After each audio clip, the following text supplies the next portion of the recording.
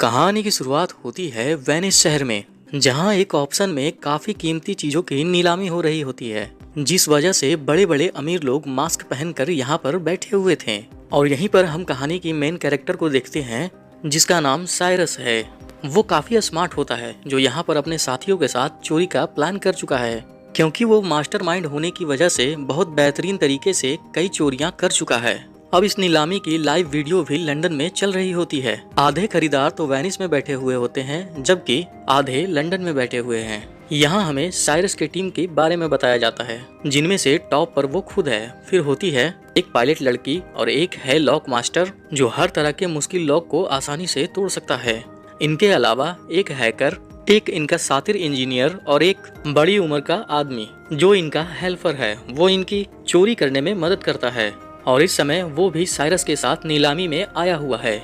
यहाँ हर जगह पर कैमरा लगे हुए हैं, जिन पर पुलिस की नजर होती है। और सबसे सीनियर पुलिस ऑफिसर, जिसका नाम एमी है, वो काफी समय पहले साइरस से मिली भी थी, जहाँ पर इनकी दोस्ती हो गई थी। पर जब एमी को पता चला कि वो कितना बड़ा चोर है, तो एक मिशन पर उसने साइरस को भी पकड़ने का प्लान बनाया। लेकिन वो काफी स्मार्ट था, इसीलिए साइरस वहाँ से भाग गया। लेकिन इस बार एमी अपनी पूरी टीम के साथ पूरी तरह से तैयार होती है, यानी कि साइरस जैसे ही वहाँ पर चोरी करेगा, वो उसको रंगे हाथ पकड़ लेगी। जिसके बाद हम देखते हैं कि नीलामी अब शुरू हो गई है। सबसे पहले एक काफी महंगी पेंटिंग को लाया जाता है, जिसकी बोली 1 करोड़ की लगती है, मगर आखिर समय में वो 2 करोड़ की बिक जाती है। पर साइरस और उसके साथी, जो पहले से उस पेंटिंग को चुराने की फिराक में बैठे हुए थे, ये उस पेंटिंग को कस्टमर तक पहुंचने से पहले ही चोरी कर लेते हैं, जिसको उसी समय मार्केट में 2 करोड़ का बेच भी दिया जाता है। जिसके बाद बारी आती है सबसे खास चीज की, जो एक जबरदस्त क्रिएशन है। इसके ऑनर ने इस क्रिएशन को बहुत मेहनत से बनाया है, जिसका नाम NFT होता है। और क्योंकि इसको बनाने वाला पेंटर अपनी पहचान बताना नहीं चाहता था, इसीलिए उसने अपने चेहरे पर मास्क लगाया हुआ होता है। अब ये क्रिएशन NFT में तकरीबन 200 कैमरास लगे हुए हैं, जो वीडियो रिकॉर्ड करके बहुत अच्छी वीडियो एडिट भी कर देते हैं। अब इसकी नीलामी शुरू होती है, जिसकी प्राइस बढ़ती ही रहती है। लेकिन तभी साइरस की टीम की हैकर अपना काम यहाँ पर शुरू करती है। फिर एक बटन दबाती है और साथ में बोलती है लिफ्ट। ऐसा बोलते ही वहाँ के सारे लाइट्स बंद हो जाते हैं, धमाके होने लगते हैं, जिस वजह से हर तरफ अफरा तफरी मच जाती है। और अब जहाँ अमीर लोग भागने का सोच रहे होते हैं, यहाँ साइरस अपना काम करता है, जबकि वो 2.5 करोड़ की बोली भी साइरस ने खुद ही लगाई होती है। इसीलिए वो अब NFT के क्रिएटर के पास आता है और उसको कहता है कि आप मेरे ठिकाने पर आ जाओ। जो एक शिप है, NFT भी वहीं पर लाई जाएगी और हम आपको पैसे भी वहीं पर दे देंगे। अब वो सारी चीजें ऊपर बैठी एमी भी देख रही होती है, इसीलिए वो साइरस को पकड़ने के लिए खुद ही भी जाती है और अपने साथियों को भी लगा देती है। अब साइरस और उसकी टीम जो यहाँ से भाग रहे थे, उसके पीछे पीछे एबी और उसकी टीम भी बढ़ जाती है। वो लोग पहले ऐसे ही भागते रहते हैं, जिसके बाद वो स्कीट बोर्ड में बैठ जाते हैं, जहाँ पुलिस को चकमा देते हुए अब वो समुद्र के बीच में आ जाते हैं। इन्होंने बैरियर्स खड़े कर दिए थे, जिससे पुलिस इनके पीछे तक आ जाती है, लेकिन फिर भी ये लोग निकल जाते हैं। ये लोग अपने ठिकाने और शिप पर पहुंच जाते हैं, जहां ये NFT के लेन देन के बाद खूब पार्टी करते हैं। एबी, जो अभी भी छानबीन कर रही होती है, वो नीलामी में आए हुए लोगों की वीडियो को काफी गौर से देख रही थी और उसकी नजर साइरस के साथी हेल्पर पर जाती है, जो अभी भी वहीं पर होता है। इसीलिए ये लोग उस तक पहुंचकर उसको पकड़ लेते हैं। उधर पता चलता है कि इन चोरों ने जब NFT को चोरी किया था, तो ब्लैक मार्केट में उसकी कीमत बढ़ती गई, जिसे एक्टिवेट करने के लिए उन्हें उसके असली मालिक की जरूरत थी। इसीलिए वो उस क्रिएटर को उठा लाते हैं। आधा प्रॉफिट वो उसे दे देते हैं, जिससे उन दोनों का फायदा होता है। उधर साइरस की टीम का हेल्पर एबी के साथ ही बैठा हुआ था और वो सभी सवालों के उल्टे सीधे जवाब दे रहा था। एबी कहती है कि मैं तुमको जेल में डाल दूंगी और सबके सामने तुम्हारी सच्चाई ले आऊंगी। अच्छा होगा कि तुम अपनी टीम के बारे में हमको सब कुछ सच बता दो। जिस पर हेल्पर कहता है कि मेरी टीम इस वक्त लंदन में है, अगर उनको पकड़ना है तो तुमको मेरे साथ वहाँ पर जाना होगा। इसीलिए अब एबी अपने साथियों को लेकर लंदन के पुलिस डिपार्टमेंट में चली जाती है, जहां उसकी मुलाकात एक और ऑफिसर से होती है, जो उसको बताता है कि मुझको सीक्रेट तरीके से पता चला है कि सबसे बड़ा माफिया, जिसका नाम लास है, उसने हाल ही में मार्केट के शेयर के साथ हेरा फेरी की है, जिस वजह से कीमतें ऊपर नीचे हुई और उसको बहुत ही प्रॉफिट हुआ। मगर इस प्रॉफिट की वजह से मार्केट या चीजों की उलट पुलट नहीं, बल्कि शहर में कई चीजों की उलट पुलट हुई। असल में लास ने डैम का पूरा पानी शहर में फैला दिया है, जिससे वहाँ पर बाढ़ आ गई है। इस वजह से घर डूब गए हैं और लोगों की जानें चली गई हैं। और अब लास बिल्कुल ऐसे ही एक दूसरे शहर के साथ करने वाला है, जिसमें लास के साथ साथ एक काफी बड़ा माफिया भी शामिल है। और ये काम वो दोनों अगले 2 महीने में अंजाम देने वाले हैं। लास उस माफिया को पहले पेमेंट करेगा, जिसके बाद वो डैम के बैरियर्स हटाने की इजाजत दे देंगे। इस तरह से उस शहर में भी बाढ़ आने से तबाही होगी। पर लास उसको जो पैसा पे करेगा वो पैसा नहीं बल्कि सोना होगा, वो भी 1-2 किलो नहीं बल्कि पूरे 10 टन। और अब उसकी इस डील को मुझको तोड़ना है और पेमेंट रुकवाने के लिए मुझको तुम्हारी जरूरत है। एमी कहती है कि मैं इसमें क्या मदद कर सकती हूँ, जिस पर वो ऑफिसर बताता है कि हमें एक ऐसे बंदे की तलाश है जो चोरों की तरह ही सोचकर चोरों को पकड़ सकता है। तो जाहिर है इस काम के लिए किसी मास्टरमाइंड चोर की जरूरत होगी, और वो अब कौन है तुम अच्छे से जानती हो।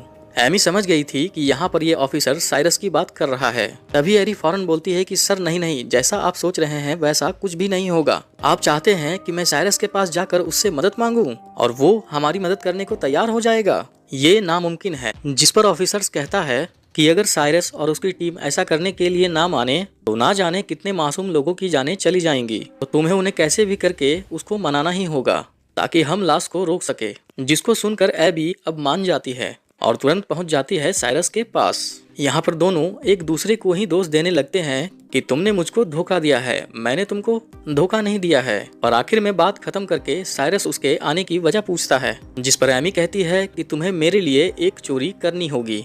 और उसे एबी वो सारी बात बता देती है जो उस ऑफिसर ने एबी को बताई थी। वो कहती है कि तुम्हें वो सारा सोना चोरी करना होगा। जिसके बाद साइरस ये सारी बात अपने साथियों को बताता है। उसके साथी चौंक जाते हैं, जिस पर साइरस कहता है कि मैं समझ सकता हूँ ये काम बहुत मुश्किल है, लेकिन इसे करना भी बेहद जरूरी है, क्योंकि अगर वो अपने प्लान में कामयाब हो जाते हैं तो पूरा शहर बाढ़ में बह जाएगा, जिससे काफी मासूम जाने जाएंगी। लेकिन ये मिशन बहुत ही मुश्किल होने वाला था, क्योंकि इनको सोना प्लेन से चोरी करना था और प्लेन में लाश के गुंडे भी थे। इसीलिए यहाँ पर साइरस और उसकी टीम अपने काम में लग जाते हैं कि कैसे अपने इस मिशन को अंजाम देंगे। यहाँ सबसे पहले हैकर कहती है कि अगर हम वैसा ही दिखने वाला एक प्लेन बना लें तो चोरी करना आसान हो जाएगा, बस सवाल ये है कि वैसा प्लेन आएगा कहाँ से। इस पर साइरस कहता है कि नीलामी घर में मैं एक अमीर लड़के से मिला था जो प्लेन के लेन देन में काम करते हैं। उसके पास एक ऐसा प्लेन है जो थोड़ा बहुत उससे मिलता जुलता है, जिससे हम कुछ चेंज करके उसे वैसा बना सकते हैं। तो हो सकता है कि शायद वो हमको प्लेन दे दे। इसीलिए अब ये सारे लोग उस प्लेन डीलर के पास पहुंच जाते हैं, जो इन्हें वो आलीशान प्लेन दिखाती है।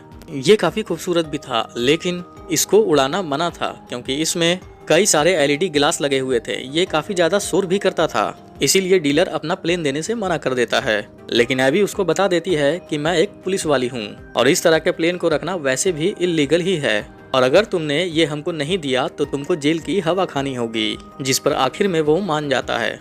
अब प्लेन तो मिल गया था, लेकिन अगली सबसे बड़ी प्रॉब्लम ये थी कि रडार पर हेराफेरी कैसे की जाएगी, जिसके लिए इन्हें बनाना होगा पीएसआई, जो इस तरह के सिग्नल बनाएगा जिससे हवा में 2 प्लेन उड़ रहे होंगे, मगर वो सिग्नल सिर्फ एक का दिखाएगा। लेकिन यहाँ एक छोटी समस्या थी, मतलब कि जब ये लोग प्लेन को ऊपर नीचे करेंगे तो कुछ समय के लिए रडार पर ये दोनों प्लेन नजर आएंगे, जो हेडक्वार्टर में बैठे लोग देख लेंगे। इसीलिए वहाँ अपने किसी खास आदमी को बैठाना होगा।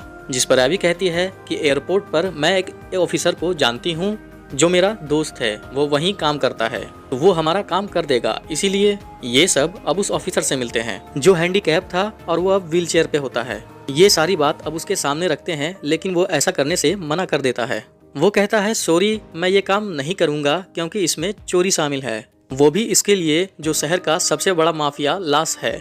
नहीं, बिल्कुल भी नहीं। पर तभी साइरस कहता है कि मैं इस काम के बदले तुम्हें 10 लाख दूंगा, जिसके लिए वो ऑफिसर मान जाता है।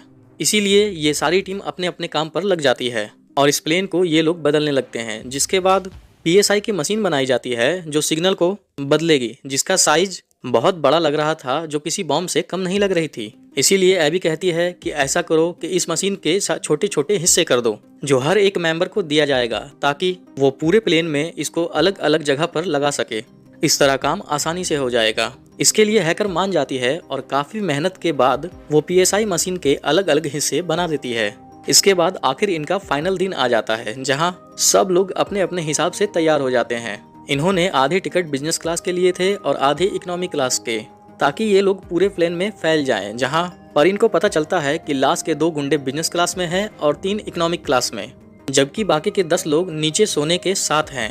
अब ये पूरी टीम अपनी चोरी को अंजाम देने के लिए तैयार होती है। हैकर ने सभी कैमरास को हैक कर लिया होता है ताकि हर एक चीज पर नजर रखी जा सके, जबकि लॉक मास्टर ने अपने हिस्से की पीएसआई मशीन बाथरूम में जाकर लगा भी दी थी। इनका एक साथी डर गया था, इसीलिए वो इनके साथ इस मिशन पर नहीं आया था। तब उसके हिस्से का काम एबी करती है। वो अपने बिजनेस क्लास के बाथरूम में जाकर दूसरे पीएसआई के हिस्से को लगाने लगती है और तभी एक झटका लगने की वजह से वो मशीन छूटकर नीचे गिर जाती है, जिससे वो मशीन टूट जाती है। उसके काफी सारे टुकड़े हो जाते हैं, जिससे अब ये काफी परेशान हो जाती है, क्योंकि उसको कैसे भी करके उन टूटे हुए हिस्सों को जोड़ना है और मशीन को फिर से चालू करना होगा।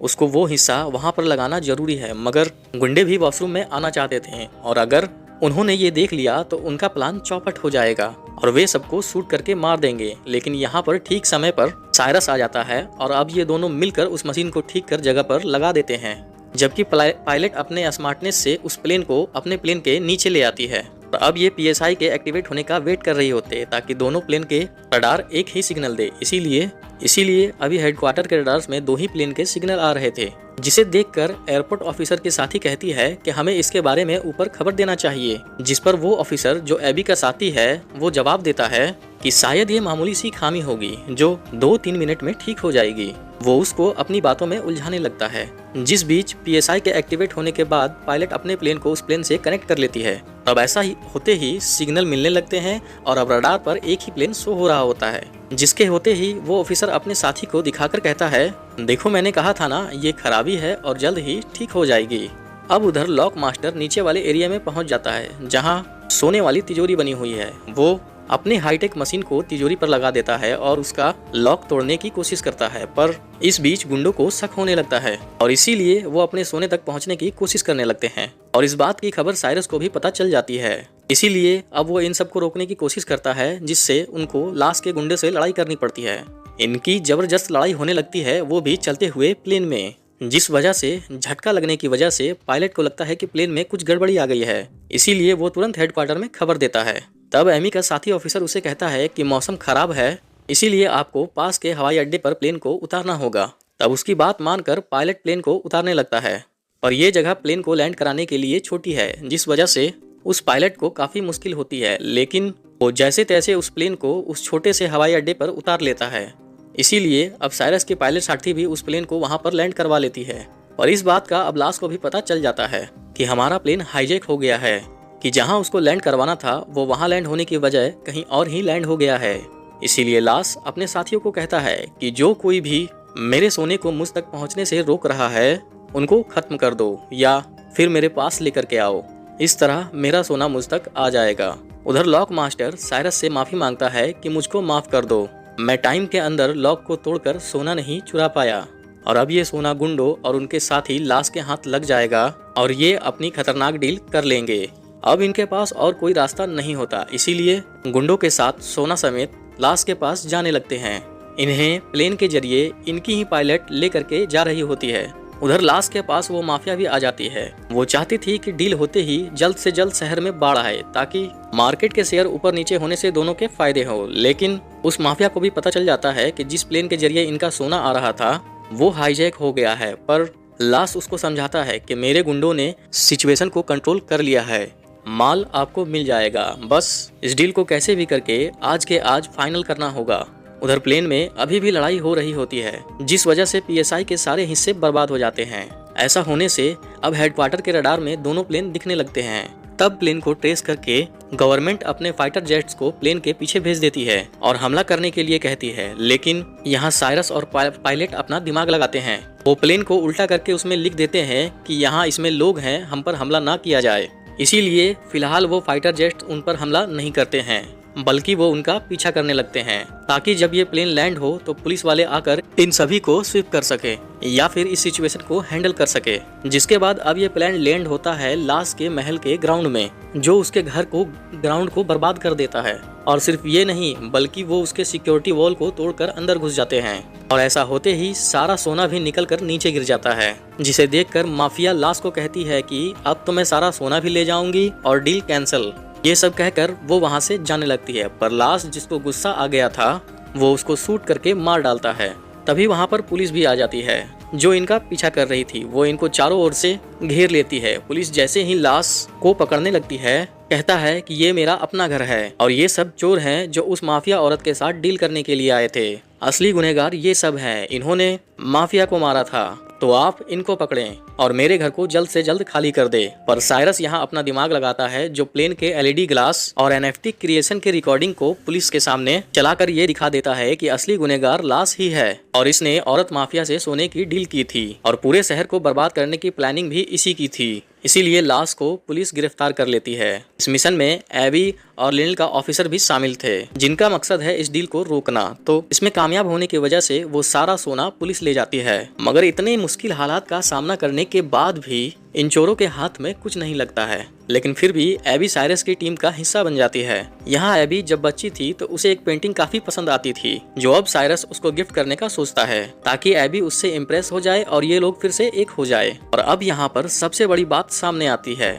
असल में लॉक मास्टर ने तिजोरी को तोड़कर सारा सोना पहले ही वहाँ से निकाल लिया था। वहाँ असली सोने की बजाय नकली सोना रख दिया गया था और इस तरह से नाटक किया कि जैसे ही वो तिजोरी तोड़ ही ना पाया हो। यानी कि जो सोना पुलिस के हाथ लगा था, दरअसल में वो सोना नकली था, जबकि असली गोल्ड तो उसी समय आसमान से गायब कर दिया गया था और ये लोग उसे अपने ठिकाने पर भिजवा भी चुके थे। यानी कि ये चोर अपने मास्टरमाइंड प्लान की वजह से एक बार फिर से इस चोरी को अंजाम दे चुके थे, जिसके बाद ये सब लोग अपना सोना लेने के लिए जाते हैं, जहाँ पर ये एक दूसरे से गले मिलते हैं। इनकी खुशी का कोई ठिकाना नहीं होता है। ये अपनी जिंदगी के नए सफर पर और एडवेंचर करने के लिए तैयार हो जाते हैं और इसी के साथ ये कहानी यहीं पर खत्म हो जाती है। तो दोस्तों, मैं उम्मीद करता हूँ कि लिफ्ट की ये कहानी आपको पसंद आई होगी। बाकी फिलहाल आज की इस वीडियो में बस इतना ही, लेकिन हम फिर से जरूर मिलेंगे और वो भी एक और नई इंटरेस्टिंग कहानी के साथ। और हमेशा की तरह तब तक के लिए धन्यवाद।